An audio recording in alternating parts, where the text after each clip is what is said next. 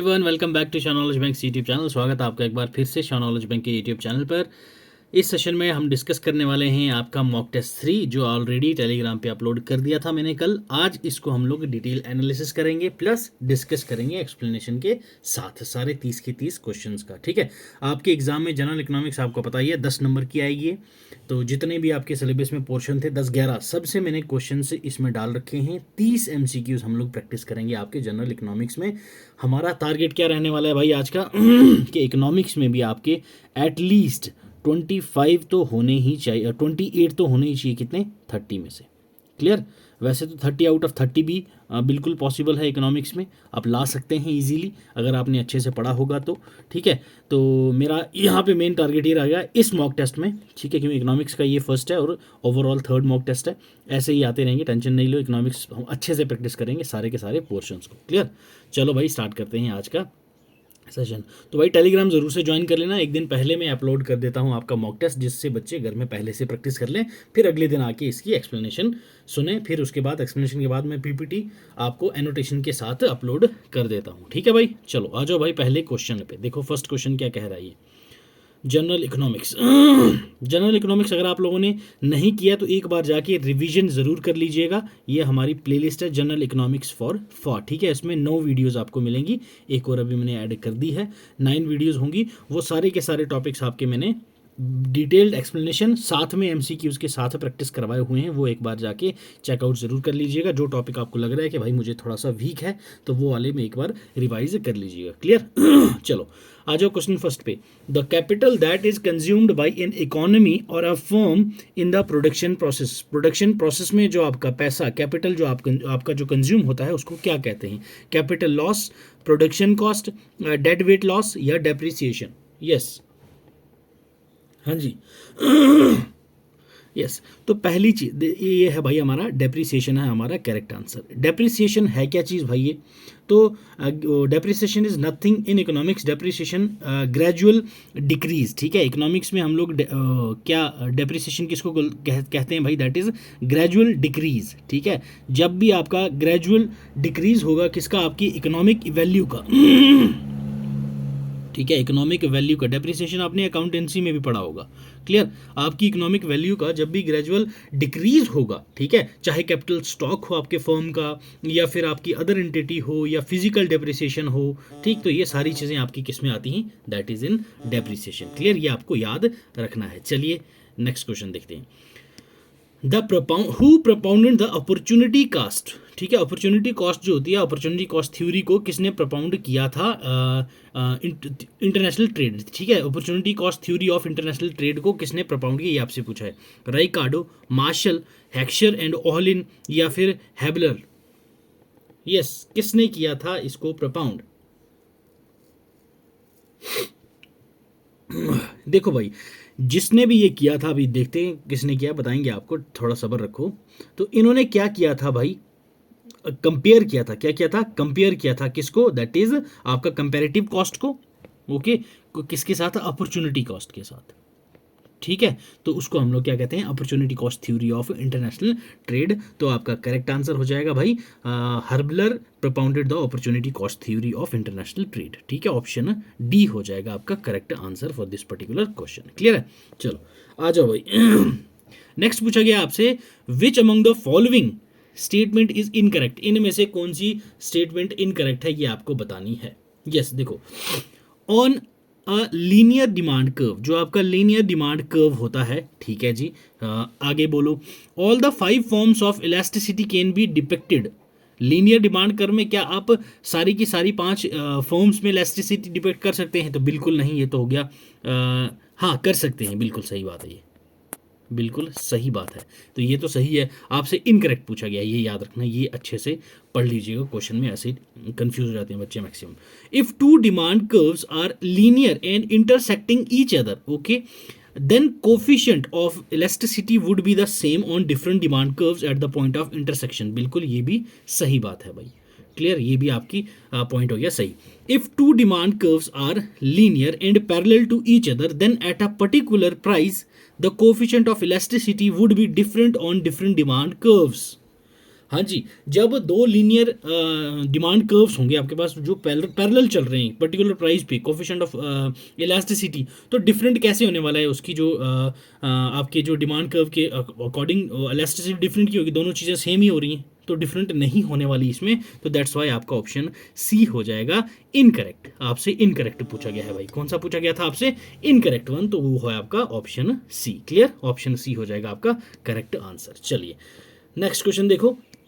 Question 4, if the demand for a good is inelastic, okay जी, an increase in its price will cause the total expenditure of a consumers of the good to increase, decrease, remain the same या become zero. Yes, जब भी demand good की क्या होगी, आपको याद रखना है, गुड की डिमांड आपकी क्या होगी, in elastic, okay, in elastic होगी। क्लियर, तो उस केस में आपका क्या होगा, इंक्रीज होगा, क्या होगा, इंक्रीज होगा आपकी प्राइस में। क्लियर, ये आपने याद रखना है, और ये कॉज करेगा आपका टोटल एक्सपेंडिचर पे, किसकी, कंज्यूमर की, गुड जो आपकी इंक्रीज होगी, मतलब कि प्राइस जैसे ही आपकी राइज हुई तो टोटल रेवेन्यू भी आपका इंक्रीज हो रहा होगा। क्लियर, तो आपकी प्राइस अगर राइज हो रही है तो आपका टोटल रेवेन्यू भी इंक्रीज हो रहा है भाई। ठीक, ये पॉइंट आपने याद रखना है, तो ये इंक्रीज होगा, ऑप्शन ए हो जाएगा आपका करेक्ट आंसर। क्लियर है भाई, ठीक है, चलो बढ़ते हैं नेक्स्ट क्वेश्चन की तरफ। The horizontal demand curve parallel to X axis implies that the elasticity of a demand is, yes, horizontal demand curve जो आपकी एक्स एक्सिस के पैरेलल होता है वो उस इलास्टिसिटी डिमांड क्या दिखाता है, zero, infinite, equal to zero, greater than zero, but less than infinite. Yes, बताओ भाई क्या दिखाता है। देखो भाई, जब भी आपका horizontal demand curve, clear, horizontal demand curve आपका क्या होगा, किसकी तरफ होगा, एक्स एक्सिस की तरफ। क्लियर, एक्स एक्सिस की तरफ, एंड एक केस आता है आपके पास वाई एक्सिस की तरफ। क्लियर, ये दोनों आपने याद रखना है। हॉरिजॉन्टल डिमांड कर्व आपका जब भी पैरेलल होगा किसकी तरफ, एक्स एक्सिस की तरफ, तो वो क्या इंप्लाई करेगा आपका, दैट इज कि भाई इलास्टिसिटी ऑफ डिमांड जो है आपकी, क्लियर, क्या है, इलास्टिसिटी ऑफ डिमांड वो क्या है आपकी, दैट इज वो क्या है आपकी भाई, इनफाइनाइट। क्लियर, इनफाइनाइट याद रखना है आपने, ये क्लियर है, ये पॉइंट आपको याद रखना है। और जब भी आपका हॉरिजॉन्टल डिमांड कर्व पैरेलल होगा वाई एक्सिस की तरफ, ठीक, ये भी आपने याद रखना है, अगर वाई एक्सिस की तरफ पैरेलल है तो उस टाइम पे इलास्टिसिटी ऑफ डिमांड क्या होगी, जीरो होगी। क्लियर, ये दोनों पॉइंट आपने दिमाग में डाल लीजिएगा भाई। क्लियर, ठीक है, चलो बढ़ते हैं अगले क्वेश्चन की तरफ। An individual demand curve slopes downward, okay जी, to the right because of the, हाँ जी, इंडिविजुअल डिमांड कर्व जो होता है वो स्लोप करता है डाउनवर्ड। ठीक है, तो किसकी वजह से होता है वो, working of the law of diminishing marginal utility, ठीक है, substitution effect of decrease in price, income effect of fall in price, या all of the above. Yes, देखो भाई, इंडिविजुअल डिमांड कर्व जब भी स्लोप करेगा आपका डाउनवर्ड, ठीक है, टू द राइट, तो वो क्या होगा, उसका वर्किंग लॉ जो डिमिनिशिंग मार्जिनल यूटिलिटी है वो, प्लस सब्स्टिट्यूशन इफेक्ट जो है वो आपका डिक्रीज हो रहा होगा प्राइस में, और उसकी इनकम इफेक्ट जो है वो फॉल कर रही होगी। तो ये सारे के सारे आपके जो फैक्टर हैं ये बिल्कुल सही हैं इंडिविजुअल डिमांड कर्व के, दैट्स वाई ऑप्शन डी आपका हो जाएगा करेक्ट आंसर। क्लियर है, चलिए नेक्स्ट आ जाओ। Income elasticity of a demand is defined as the responsiveness of, income elasticity जो डिमांड की होती है वो डिफाइन की जाती है as a responsiveness of quantity demanded to a change in income, quantity demanded to change in a price, price to change in income, income to a change in a quantity demanded. Yes, question 7, बताइए भाई क्या होने वाला है इसका answer. देखो भाई, income elasticity of demand जो होती है आपकी, जो इनकम इलास्टिसिटी ऑफ डिमांड जिसको हम लोग डिनोट करते हैं वाई ई डी से, ठीक है, इनकम इलास्टिसिटी ऑफ डिमांड, उसको हम लोग डिफाइन कैसे करते हैं, as a responsiveness of demand. Clear, क्या, as a responsiveness of demand, जब कंज्यूमर की इनकम चेंज होती है, वो जो रेशियो होता है वो रेशियो होता है change in quantity demand over the change in income. Clear, ये आपने याद रखना है, वो जो रेशियो होता है आपका वो कौन सा रेशियो होता है, that is change in quantity demand, ठीक है, upon change in income. Clear, ये पॉइंट आपने याद रखना है, इस रेशियो में आता है, तो ऑप्शन ए हो जाएगा आपका correct answer for this particular question. ठीक है, आ जाओ नेक्स्ट क्वेश्चन पे। The supply of a good refers to, किसी भी गुड की सप्लाई क्या रेफर करती है आपको? Stock available for sale, total stock in the warehouse, actual production of the good, quantity of the good offered for sale at a particular price per unit of time. Yes, तो yes, it's quantity of the good offered for sale at a particular price per unit of time. ठीक है, ये आपके पास क्या हो जाएगा? Supply of good. ठीक है, किसी पर्टिकुलर गुड के बारे में बात की गई है। तो क्वेश्चन 9 पे आ जाओ। The cost of one thing in terms of the alternate given up is called. ठीक है, किसी एक चीज की कॉस्ट इन टर्म्स आपके अल्टरनेटिव आपको गिवन दे रखे हैं, तो उसको हम लोग क्या कहते हैं, ये आपसे पूछा गया है। Real cost, production cost, physical cost या फिर अपॉर्चुनिटी कॉस्ट। मैंने आपको ऊपर कहा था कि कंपेयर करते हैं हम लोग, क्या करते हैं भाई? कंपेयर करते हैं। किस किस को कंपेयर करते हैं अपॉर्चुनिटी कॉस्ट में? ऊपर मैंने कहा था, तो यहाँ पे आपके पास अल्टरनेटिव्स दिए होते हैं, मतलब कि आपकी जो वैल्यू है, जो आपको ऑर्डर करनी है, वो आप चूज कर सकते हैं दूसरे के साथ, that is opportunity cost. Clear, ये आपने याद रखना है, that is opportunity cost. Question 10 पे आ जाओ। Assume that the consumer's income and the number of sellers in the market for a good X, ठीक है, both false. Okay, based on this information we can conclude with the certainty that the equilibrium price will decrease, equilibrium price will increase, equilibrium quantity will decrease, equilibrium quantity will increase. अब इन्होंने बोला क्या है भाई? Assume करो consumer की income और number of sellers जो मार्केट में हैं किसी गुड एक्स के लिए दोनों गिर जाते हैं, तो इस बेसिस पे आप क्या कंक्लूड करोगे? इक्विलिब्रियम क्या होगी आपकी? डिक्रीज होगी, इंक्रीज होगी, या फिर क्वांटिटी जो है वो आपकी इंक्रीज होगी या डिक्रीज होगी? यस, बताइए। तो भाई इससे हम लोग एक चीज कंक्लूड कर सकते हैं कि भाई अगर गुड एक्स की क्या होगी? गुड एक्स जो है इसके सेलर्स भी कम हो जाएंगे, ठीक है, गिर जाएंगे, इनकम की भी कम हो जाएगी, तो ऑटोमेटिकली इसकी क्वांटिटी जो है, ठीक है, क्वांटिटी भी ऑटोमेटिकली डिक्रीज हो जाएगी। ठीक, तो ऑप्शन सी हो जाएगा आपका करेक्ट आंसर। ठीक है, चलो बढ़ते हैं हमारे नेक्स्ट क्वेश्चन की तरफ। इकोनॉमिक्स का मैं ऑलरेडी आपको बता चुका हूँ, प्लेलिस्ट जाके चेकआउट कर लीजिएगा। टॉपिक वाइज मैंने समझाया, जैसे इंट्रोडक्शन है, मॉनेटरी पॉलिसी है, इकोनॉमिक रिफॉर्म्स हैं, आरबीआई है, प्राइसिंग अंडर वेरियस फॉर्म्स हैं, डिमांड एनालिसिस, सप्लाई, इक्विलिब्रियम, सारी चीज़ें आपको यहाँ पे मिल जाएंगी। एक बार रिविजन ज़रूर करके जाइएगा इकोनॉमिक्स की, इसमें बच्चे काफ़ी गलती करके आते हैं, ठीक है, जबकि ईजी क्वेश्चन होते हैं इसके। चलो आ जाओ। The economist objections to monopoly rest on which of the following grounds? yes, economics की जो ऑब्जेक्शन है आपकी मोनोपोली के लिए, वो कौन से ग्राउंड में आपके यहाँ पे फॉलो करती है कि हाँ भाई ये बात तो है जो इकोनॉमिक्स आपके मोनोपोलिस्टिक मार्केट के बारे में कहते हैं। Yes, there is a transfer of income from consumer to monopolist. Okay, there is a welfare loss as a resource tend to be misallocated under monopoly. ठीक है जी, both A and B, both A and B are correct, incorrect. ठीक है, both A and B are correct. Yes, कौन सा है correct? तो yes, it's option D, दोनों के दोनों सही हैं। ठीक है, दोनों स्टेटमेंट आपके पास यहाँ पे सही दी गई हैं, तो आपके यहाँ पे इनकम जो है कंज्यूमर से मोनोपोलिस्टिक हो जाती है, तो उनके पास चली जाती है आपकी income. There is a welfare loss, आपकी जो रिसोर्सेज हैं वो आपकी मिस एलोकेट हो जाती हैं मोनोपोली में। क्लियर, ये आपको याद रखना है, तो ऑप्शन डी हो जाएगा करेक्ट आंसर। चलो, in which of the following market structure, यहाँ मार्केट स्ट्रक्चर की बात की गई है, is the degree of control over the price. देखा, प्राइस जो है आपकी वो प्रोडक्ट जहाँ पे जिस प्रोडक्ट की बाई फॉर्म वेरी लार्ज, वो लार्ज होगी जो फॉर्म आपकी, उसमें आपको ये पूछा गया कि प्राइसिंग कंट्रोल आपका किस मार्केट स्ट्रक्चर में होने वाला है, जहाँ पे आपकी फॉर्म जो है वो कहाँ क्या है, very large. Imperfect competition, perfect competition, monopoly competition, या फिर ए एंड बी? यस, बताइए। तो इट्स मोनोपोली। क्लियर, मोनोपोली में। ठीक है, याद रखना है आपने ये। चलो आ जाओ नेक्स्ट क्वेश्चन पे भाई। The offer curve introduced by Alfred Marshall help us to understand how the terms of trade, equilibrium price ratio, exchange rate या satisfaction level is established in international trade. Yes, क्या कहा था आपके Alfred Marshall ji ने?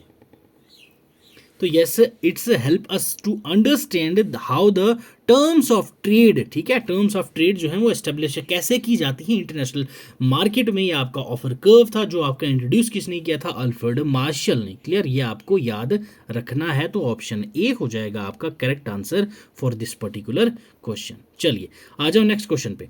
Demand for factors of production is derive demand, joint demand, composite demand या none of the above? Yes, आपके factor of productions के जो डिमांड होते हैं वो क्या होती है, उसको क्या कहते हैं? Drive demand. यस, तो आपको पता है डिमांड के फैक्टर्स, जो फैक्टर्स ऑफ प्रोडक्शन क्या क्या होते हैं, ये आप सभी को पता होगा। लेबर, ठीक है, उसके बाद आपके पास कैपिटल, ठीक है, फिर लैंड, ठीक है, देन आपके पास आ जाता है प्रोडक्शन कॉस्ट, इंटरप्रेन्योरशिप, ये सभी चीज़ें आपके पास जो है डिमांड की क्या भाई आपके पास फैक्टर ऑफ प्रोडक्शन।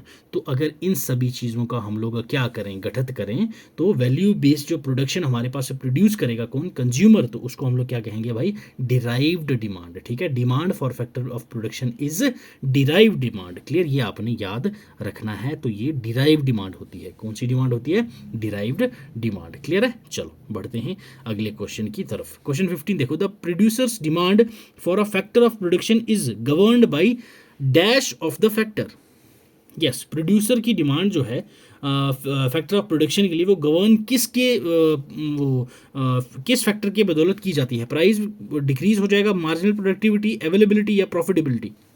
प्रोड्यूसर के पॉइंट ऑफ व्यू से आपसे पूछा गया, याद रखना। तो ये आपका मार्जिनल प्रोडक्टिविटी। ओके, 15th आपका मार्जिनल प्रोडक्टिविटी, आपका प्रोड्यूसर की डिमांड, प्रोड्यूसर की काइंड ऑफ से आपसे पूछा गया है। ठीक है, प्रोड्यूसर की डिमांड जो है वो फैक्टर ऑफ प्रोडक्शन के लिए वो गवर्न की जाती है आपकी marginal productivity of the factor. Clear, ये आपने याद रखना है। चलो इंपॉर्टेंट क्वेश्चन है ये। Under conditions of perfect competition in the product market, MRP is VMP, MRP is greater than VMP, VMP is greater than MRP, या फिर इनमें से कोई भी नहीं?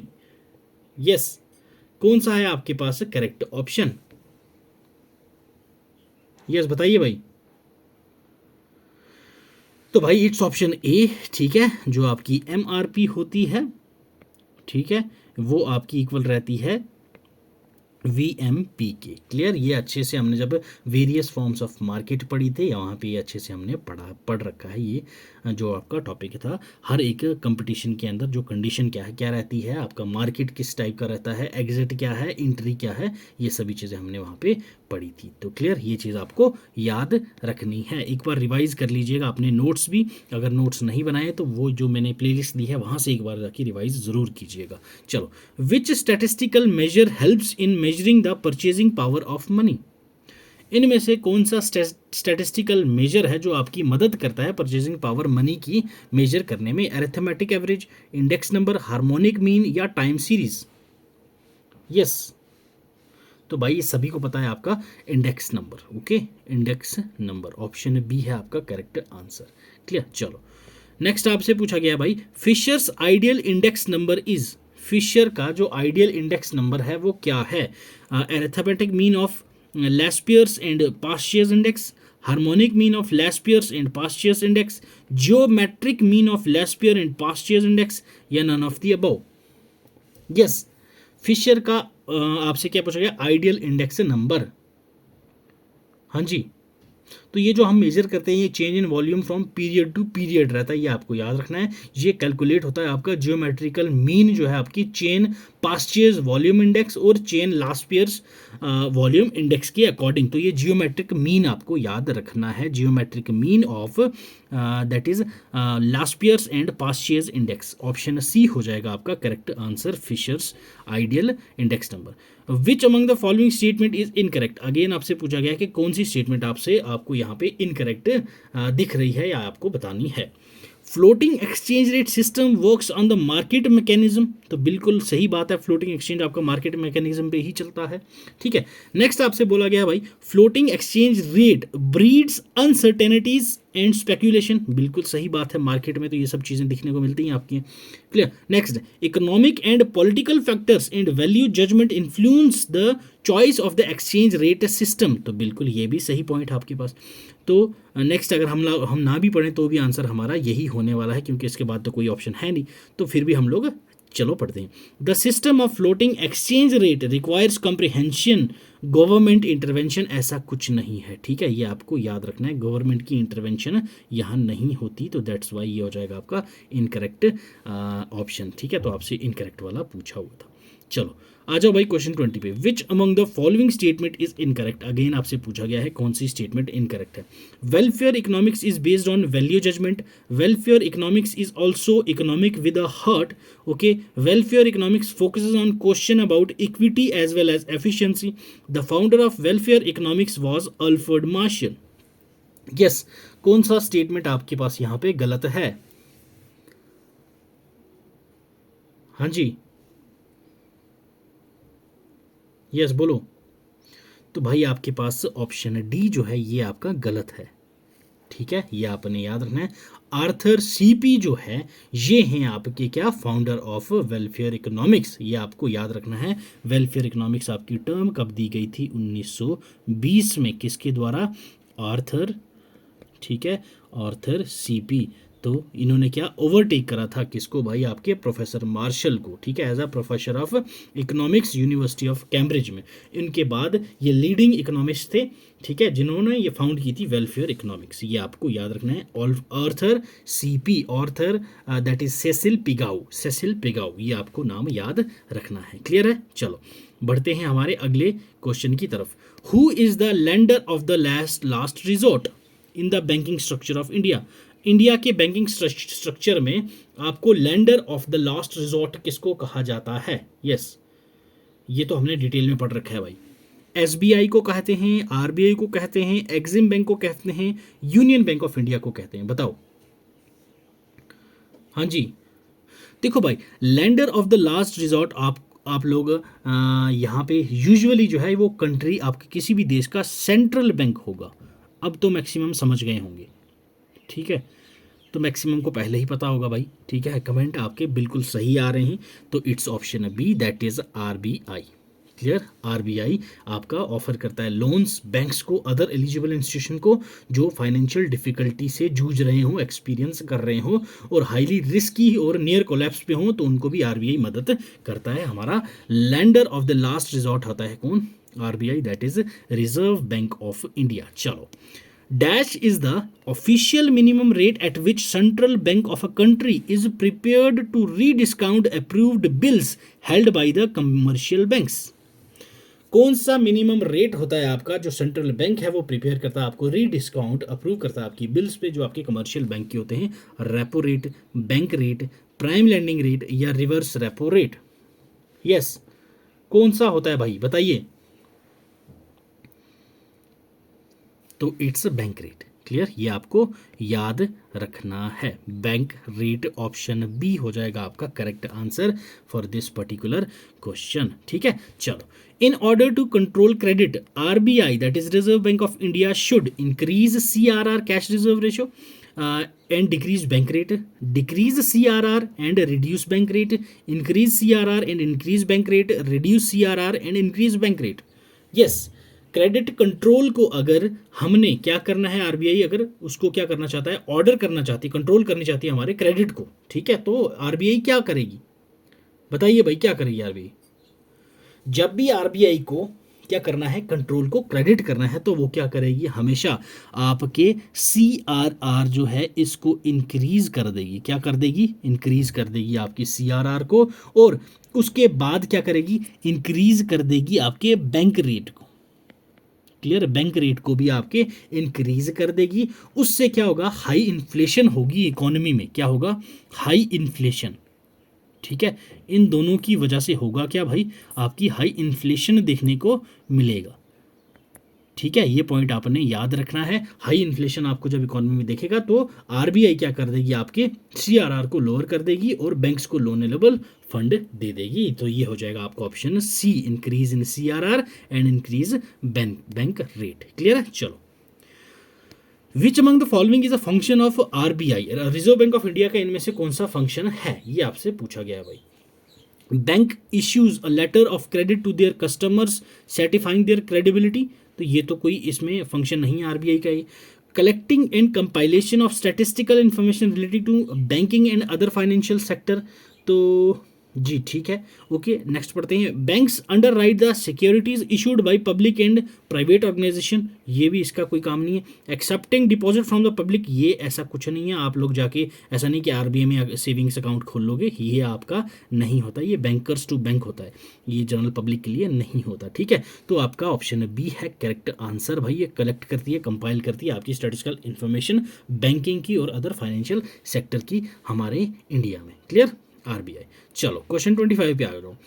Credit creation power of commercial banks gets limited by which of the following, commercial bank की credit creation power जो है वो किससे लिमिटेड हो जाती है? Banking habits of people, cash reserve ratio CRR, okay, credit policy of the central bank, ये तो होगा ही होगा भाई, और सीआरआर हमने ऊपर ही देखा था।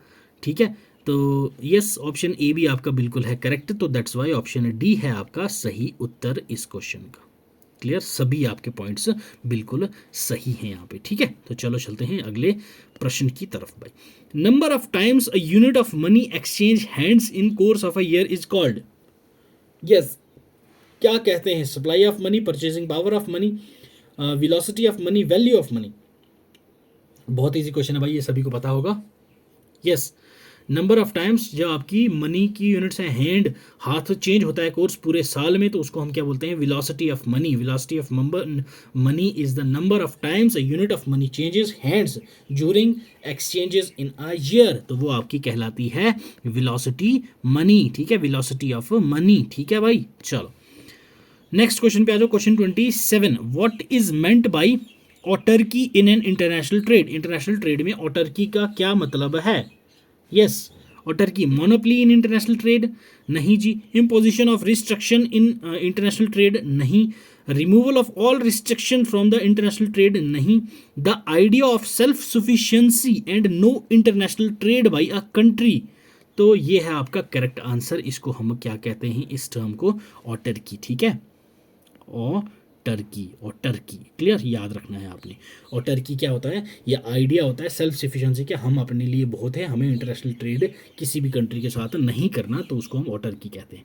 चलो नेक्स्ट आ जाओ क्वेश्चन 28 क्वेश्चन देखो। Normally a demand curve will have the shape, normal demand curve जो होता है उसकी शेप क्या होती है? हॉरिजॉन्टल, वर्टिकल, डाउनवर्ड या फिर अपवर्ड स्लोपिंग? यस, तो इट्स डाउनवर्ड स्लोपिंग। क्लियर? याद रखना है आपने, जब भी नॉर्मली डिमांड कर्व होगा उसकी डाउनवर्ड स्लोपिंग शेप होगी और इंडिकेट करेगा नेगेटिव रिलेशन। क्या शो करेगा आपका? That is negative relation. ठीक है, किस किस के बीच में? Price of product, okay, price of product and quantity demanded, quantity demanded और प्राइस ऑफ प्रोडक्ट के बीच में ये क्या करेगा? नेगेटिव रिलेशन शो करता है। ये आपको याद रखना है भाई। क्लियर? कौन? Normal demand curve. Question 29, who defined economics as a science which studies human behaviour as a relationship between ends and means which have an alternative uses, ये किसने कहा था? कौन से इकोनॉमिस्ट ने कहा था कि साइंस, ये इकोनॉमिक्स जो है ये आपकी साइंस है जो स्टडी करती है आपके ह्यूमन बिहेवियर को और रिलेशन बताती है आपके एंड और मीन्स जो आपके पास अल्टरनेटिव दे रखे होते हैं? L Robins, Alfred Marshall, John Robinson या पॉल ए सैमुअल्सन? यस, किसने कहा था ये? तो yes, it's L Robinson. Okay, L Robinson ने ही कहा था ये चीज़ जो हमने अभी यहाँ पे पढ़ा है। ठीक है, एंड स्केर्स मीन्स, ये मतलब ये आपको समझ आ गई होगी। बेसिक सी डेफिनेशन आपको इकोनॉमिक्स की दे रखी है और पूछा था आपसे कि किसने ये कही हुई है। ठीक है, आ जाओ भाई क्वेश्चन 30 पे। Law of demand shows relation between, yes, बहुत इंपॉर्टेंट क्वेश्चन है ये। यस, बताइए। जो आपका लॉ ऑफ डिमांड होता है वो आपका रिलेशन किस किस के बीच में बताता है, ये आपसे पूछा गया है। रिलेशन बिटवीन, यस, किस किस के बीच में आपका रिलेशन बताता है, तो ये आपको याद रखना है। आपकी प्राइस, ठीक है, एंड क्वांटिटी डिमांडेड, ठीक है, क्वांटिटी डिमांडेड, ये इन दोनों के बीच में आपका रिलेशन बताता है। कौन? आपका लॉ ऑफ डिमांड। हमने ये अच्छे से पढ़ा था, लॉ ऑफ डिमांड। क्लियर है भाई? ठीक है, तो याद रखना है ये पॉइंट भी आपने, तो इसके साथ आपका ऑप्शन हो जाएगा बी। ये थे आज के हमारे 30 क्वेश्चन ऑन इकोनॉमिक्स। ठीक है भाई, तो मिलते हैं कल वाले सेशन में। तो कमेंट सेक्शन में मुझे ज़रूर बताइए कि भाई आपके 30 में से कितने क्वेश्चंस सही हुए हैं। ठीक है, आउट ऑफ 30 आपका कितना स्कोर रहा, तो फिर देखते हैं भाई कि कितनी आपको तैयारी की ज़रूरत है। उसी हिसाब से फिर मैं लेवल वाइज आपके मॉक टेस्ट लाता रहूँगा। आज ही पहले हमने मॉक टेस्ट 2 डिस्कस किया था 4 बजे। ठीक है, तो वो मॉक टेस्ट भी जाके एक बार देख लीजिएगा, जिसमें हमने इंग्लिश विस्तार में डिटेल में देखी, हमने कंप्यूटर विस्तार में डिस्कस करे थे उसके क्वेश्चंस, प्लस जनरल साइंस के हमने कुछ इंपॉर्टेंट क्वेश्चंस डिस्कस करे थे। तो ऐसे ही जुड़े रहना हमारे साथ भाई। मॉक टेस्ट आपको एग्जाम से एक दिन पहले तक प्रोवाइड करवाता रहूँगा मैं आपको फ्री ऑफ कॉस्ट। नेक्स्ट हमारा रहेगा मॉक टेस्ट भाई किसका? जीके का। क्लियर? GK with special reference to Jammu and Kashmir का। हम लोग इसमें टॉप 50 क्वेश्चंस करने वाले हैं। कितने? टॉप 50 क्वेश्चंस मैं आपको करवा दूंगा। सारे के सारे वो J&K से रिलेटेड रहने वाले हैं। बाकी पोर्शंस में आपको करवाता चला आया हूँ। ज्योग्राफी का मैराथन मैंने अलग से लिया था, फ्रीडम स्ट्रगल का अलग से लिया था, ट्रांसपोर्टेशन का अलग से लिया था, ठीक है, इकोनॉमी का अलग से लिया था। तो ये जीके का वैसे तो ले चुका हूँ मैं आपके जीके पोर्शन में, बट ये मॉक टेस्ट में आपके जो क्वेश्चंस आपके एग्जाम में आएंगे उस प्रकार के आपको देखने को मिलेंगे। और हाँ, आज रात 8 बजे आपका करंट अफेयर्स का मैराथन सेशन होगा, वो देखना नहीं भूलना। आपके एग्जाम के लिए बहुत इंपॉर्टेंट रहने वाला है। आपका 2 घंटे का है, ठीक है, 2 आवर्स का मैराथन सेशन होगा, वो भी ज़रूर से अटेंड कीजिएगा। तो आज एक मैराथन सेशन आएगा करंट अफेयर्स का, जिसमें मैंने ओवरऑल करंट अफेयर्स आपको कवर करवाई है। कल आपका अगेन 8 बजे ही, ठीक है, कल भी आपका एक सेशन आएगा जो आपका J&K रिलेटेड करंट अफेयर्स करवाऊंगा उसमें। ठीक है, तो ये 2 सेशंस भी आप लोगों ने अटेंड करने हैं। ठीक है भाई, तो स्कोर अपना कमेंट में ज़रूर बता दीजिएगा। वीडियो पसंद आई हो तो भाई एक बार लाइक ज़रूर कर देना, चैनल पर नए हो तो सब्सक्राइब कर देना। पढ़ते रहो, खुश रहो, God bless you, keep learning, keep sharing.